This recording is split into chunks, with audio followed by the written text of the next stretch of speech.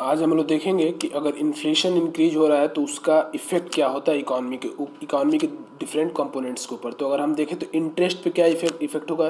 तो अगर इंटरेस्ट क्या होगा, इंटरेस्ट घट जाएगा। जैसे इन्फ्लेशन बढ़ता है इंटरेस्ट घट, इसका मतलब ये हुआ कि जब इंटरेस्ट घटेगा, इंटरेस्ट घट गया। अगर मान लीजिए मैं बैंकर हूँ और मैं इंटरेस्ट घटा के, पहले मैं 4% पे देता था लोन, अभी मैं 2% पे देने लगा हूँ, 2% पे देने लगा हूँ, तो लोग ज़्यादा जाएंगे मेरे से पैसा लेंगे, ज़्यादा पैसा लेंगे। ज़्यादा जब पैसा लेंगे तो मार्केट में इनफ्लो बढ़ेगा रुपीज़ का, रुपी का इनफ्लो बढ़ेगा, डिमांड बढ़ेगा। जब डिमांड बढ़ेगा तो इन्फ्लेशन बढ़ेगा। तो इन्फ्लेशन बढ़ने का कारण भी इंटरेस्ट का घटना हो गया। अब हम दूसरी बात अगर हम देखें तो आ गया डेटर। डेटर क्या उसको बोलते हैं, रीढ़ी। जो रीढ़ लेता है उसको बोलते हैं डेटर। तो डेटर के ऊपर क्या इम्पैक्ट होगा। तो मान लीजिए कि मैंने लोन लिया बैंक से, सस्ते दामों पर मुझे लोन मिल रहा है। अब जब मुझे पहले मान लीजिए मुझे 4% के ब्याज दर पे लोन मिलता था। अब वही लोन मुझे 2% के ब्याज दर पे मिल रहा है। और जब 2% के ब्याज दर पे मुझे लोन मिलेगा तो मुझे सस्ता लोन मिल गया। मतलब अगर फ्यूचर डेट में जब मैं उस लोन को वापस करूंगा बैंक को जब मैं वापस करने जाऊंगा तो बैंक मुझसे 2% पे ही पैसा लेगा ना। लेकिन मेरे पास अभी पैसा आ गया तो मुझे बेनिफिट। तो डेटर को क्या होता है, बेनिफिट होता है। तो जो ऋण लेने वाला है उसको बेनिफिट होगा, लेकिन जो ऋण देने वाला है, लेंडर जो है, उसको नुकसान होगा। नुकसान क्यों होगा। मान लीजिए बैंक पहले मुझे 4% पे देता था, अब वही बैंक मुझे 2% पे अब वही बैंक मुझे 2% पे ही लोन दे रहा है। तो लोन दे रहा है तो उसका नुकसान हो रहा है, क्योंकि मान लीजिए उसका जो है इंटरेस्ट घट गया, इंटरेस्ट रेट घट गया। तो इस तरह से लेंडर को नुकसान होता है और डेटर को फायदा होता है। डेटर बोलते हैं ऋणी को, जो ऋण ले रहा है, और लेंडर बोलते हैं जो ऋण दे रहा है। डेप्रिसिएशन। अब पहले डेप्रिसिएशन और एप्रिसिएशन क्या होता है तो हम इसको जानने के लिए देखिए, मान लीजिए कि पहले 1 डॉलर के बदले में आता था कोई और एक्सचेंज करता था तो उसे 10 रुपया मिलता था, 10 रुपया मिलता था, ठीक है। अब क्या हुआ कि 1 डॉलर के बदले उसे मिल रहा है,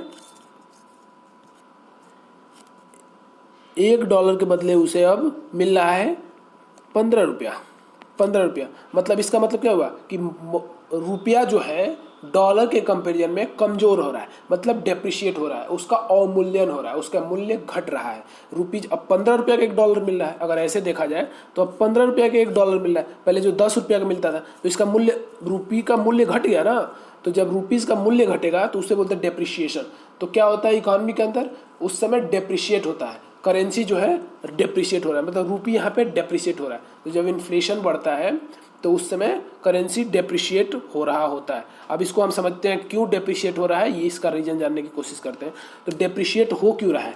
अब मान लीजिए कोई विदेशी आया 1 डॉलर लेके आया, और वो आया और मार्केट से लिया रुपीज 15 रुपया, उसे मिल गया 1 डॉलर के बदले में, 1 डॉलर के बदले में। अब ये 1 डॉलर लेके पहुंचा मार्केट में और ख़रीदने लगा सामान, क्योंकि अब सामान जब खरीदने लगा, चूंकि रुपी डेप्रिसिएटेड है, तो बाहर का मार्केट वाला क्या कहेगा, पहले सोचेगा कि मुझे 1 रुपया लेके, पहले 1 डॉलर लेके जाता था 10 रुपया मिलता था, अभी मुझे 15 रुपया मिल रहा है। और मुझे मान लीजिए कि 12 रुपया का सामान खरीद रहा था, तो पहले वो 10 रुपया में जो सामान खरीदने में उसको पूरा नहीं खरीद पाता था, अब इजीली खरीद ले रहा है, तो वो ज़्यादा से ज़्यादा सामान खरीदने चाहेगा। और जब ज़्यादा से ज़्यादा वो मार्केट में आके सामान खरीदेगा तो रूपी का इनफ्लो बढ़ेगा मार्केट में, और जब मार्केट में रूपी का इनफ्लो बढ़ेगा तो इन्फ्लेशन होगा। तो इसलिए मनी डेप्रिशिएट करेगा, इस समय मनी डेप्रिशिएट करेगा। और अब एक्सपोर्ट पे क्या इम्पैक्ट होगा। तो मान लीजिए मनी जब डेप्रिशिएट कर रहा है, अब ये पता चल गया कि डेप्रिशिएशन, करेंसी का डेप्रिशिएशन होगा। अब जब करेंसी का डेप्रिशिएशन हमको पता चल गया तो अब हम एक्सपोर्ट जानते हैं कि एक्सपोर्ट पे क्या इम्पैक्ट। तो एक्सपोर्ट बढ़ जाता है। एक्सपोर्ट बढ़ क्यों जाएगा कि जब बाहर से जो आया था, मनी डेप्रिशिएटेड है, रुपी डेप्रिशिएटेड है, रुपी जब डेप्रिशिएटेड है तो बाहर 1 डॉलर के बदले में ज़्यादा पैसा मिल रहा है। जब ज़्यादा पैसा मिल रहा है तो वो ज़्यादा सामान खरीदना चाहेगा, और ज़्यादा सामान खरीदेगा विदेशी आदमी, तो क्या कर रहे हैं, हम एक्सपोर्ट कर रहे हैं, तो एक्सपोर्ट बढ़ जाता है। बिजनेस एंटिटीज जो इंडिया में काम कर रही हैं उनको फ़ायदा होगा, क्योंकि एक्सपोर्ट बढ़ गया है, उनको फ़ायदा हो रहा है। एक्सपोर्ट बढ़ गया है, डेप्रिशिएशन है मनी का, इंटरेस्ट सस्ता हो गया है, इंटरेस्ट सस्ता हो गया तो पैसा का लगातार इनफ्लो हो रहा है मार्केट में, तो डिमांड बढ़ रहा है, तो बिजनेस को फ़ायदा होगा, तो बिजनेस का फ़ायदा होता है। अब बिजनेस का जब फ़ायदा हो गया तो अब देखते हैं कि हम लोग का सेविंग, इन्वेस्टमेंट और एम्प्लॉयमेंट पे क्या इम्पेक्ट होता है। तो शॉर्ट टर्म में क्या होता है कि इन तीनों का फ़ायदा होता है। फ़ायदा क्यों होता है? इन तीनों का शॉर्ट टर्म में फ़ायदा होता है। शॉर्ट टर्म में फ़ायदा क्यों होता है कि जब मार्केट में डिमांड बढ़ता है तो कंजप्शन बढ़ेगा, डिमांड बढ़ेगा, और डिमांड और कंजप्शन जब बढ़ेगा तो कंपनियां ज़्यादा बनाना शुरू करेंगी। तो जब कंपनियां ज़्यादा बनाना शुरू करेंगी तो लेबर का वेज जो है वो बढ़ेगा, वेज शॉर्ट टर्म में बढ़ेगा। जब वेज बढ़ेगा तो उसके पास ज़्यादा पैसा आएगा, तो ज़्यादा पैसा आएगा तो वो ज़्यादा सेव कर सकता है, और जब ज़्यादा सेव कर सकता है तो सेविंग बढ़ेगा। इन्वेस्टमेंट क्या होगा? जब दो लोग देखेंगे कि मार्केट में जो है डिमांड है, बूम है, तो क्या करेंगे लोग? सेविंग, इन्वेस्टमेंट करेंगे कंपनियों पे। और मार्केट को, कंपनी को क्या करना है? उसको अपना डिमांड फुलफिल करना है, तो वो एम्प्लॉयमेंट ज़्यादा बढ़ाएगा ताकि वो ज़्यादा से ज़्यादा प्रोडक्शन कर सके। तो इस तरह से एम्प्लॉयमेंट भी बढ़ता है। लेकिन ये सब शॉर्ट टर्म में होता है। अगर ज़्यादा इन्फ्लेशन बढ़ गया, लंबे समय तक सस्टेन कर गया इन्फ्लेशन, तो क्या होता है कि इन तीनों का घटना भी शुरू हो जाता है, क्योंकि फिर लॉन्ग टर्म में लोग का परचेजिंग पावर घटने लगेगा और फिर वो उसका निगेटिव इम्पैक्ट। अब हम इसका डिसएडवांटेज देखें तो हमने पहले ही देख लिया कि लेंडर पे क्या इम्पैक्ट होता है। लेंडर निगेटिवली इम्पैक्ट होता है, क्योंकि लेंडर का जो है परचेजिंग पावर घट जाएगा, लेंडर को नुकसान होता है। अब फिक्स्ड इनकम पीपल का भी, उनका भी नुकसान होगा। मान लीजिए फिक्स्ड इनकम, मुझे हर महीने 100 रुपया पेंशन मिलता है, 100 रुपया पेंशन मिलता है, और पहले 1 किलो आलू जो है 10 रुपया में मिल जाता था, 1 केजी जो है 10 रुपया में मिलता था। अब वही 1 केजी आलू जो है मुझे 20 रुपया में मिल रहा है, तो उसको नुकसान होगा। फिक्स्ड इनकम वाले का तो नुकसान हो गया, तो फिक्स्ड इनकम का नुकसान होगा। इंपोर्ट पे क्या होगा? अब मान लीजिए पहले हम $1 जो है इंपोर्ट के लिए हमें क्या चाहिए? इंपोर्ट के लिए हमें चाहिए डॉलर, और डॉलर जो है अभी जो है डॉलर मजबूत हो गया है कंपेयर टू रुपया, इन्फ्लेशन बढ़ने के कारण। तो क्या होगा? हमारा लिए इंपोर्ट करना महंगा हो जाएगा, तो इंपोर्ट का क्या होगा? नुकसान होगा।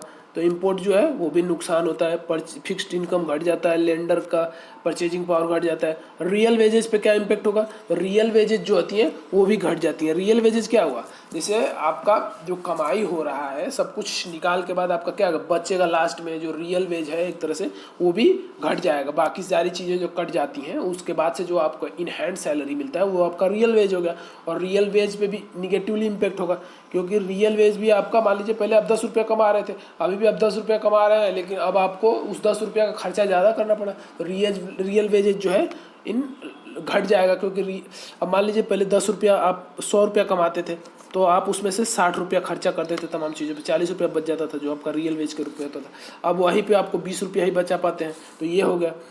अब हम देखते हैं कि वैल्यू ऑफ, हम देखते हैं कि परचेजिंग पावर पे इसका इम्पेक्ट क्या होगा। तो परचेजिंग पावर भी आपका घट ही जाएगा लॉन्ग टर्म में। आपका परचेजिंग पावर, रुपया का परचेजिंग पावर तो घटेगा, क्योंकि रुपया जो है डेप्रिसिएट कर रहा है, और उसके बाद से सामान का दाम लगातार बढ़ रहा है। तो पहले जो 1 रुपया में आप एक आइसक्रीम खरीद लेते थे, अब 1 रुपया में आपको 2 रुपया लगता है उसी आइसक्रीम को खरीदने के लिए, तो आपका परचेजिंग पावर घट गया। उसी आइसक्रीम को खरीदने के लिए आपको 2 रुपया में एक आइसक्रीम मिल रहा है, तो आपका परचेजिंग पावर घट गया। अब परचेजिंग पावर के बाद देखते हैं कि हम रियल वैल्यू ऑफ सेविंग पे क्या इम्पैक्ट होगा। तो रियल वैल्यू ऑफ सेविंग ये भी घट जाएगा। क्यों घट जाएगा? मान लीजिए पहले आप 10 रुपया बचाते थे, अब आपको वो मिलजुल के 7 रुपया 6 रुपया बचा पा रहे हैं। तो जब कम घट के आपका सेविंग ही कम होगा तो उसका वैल्यू भी घट जाएगा। तो ओवरऑल ये है इन्फ्लेशन का, इंक्रीजिंग इन्फ्लेशन का effect different sector of economy पे। Thank you.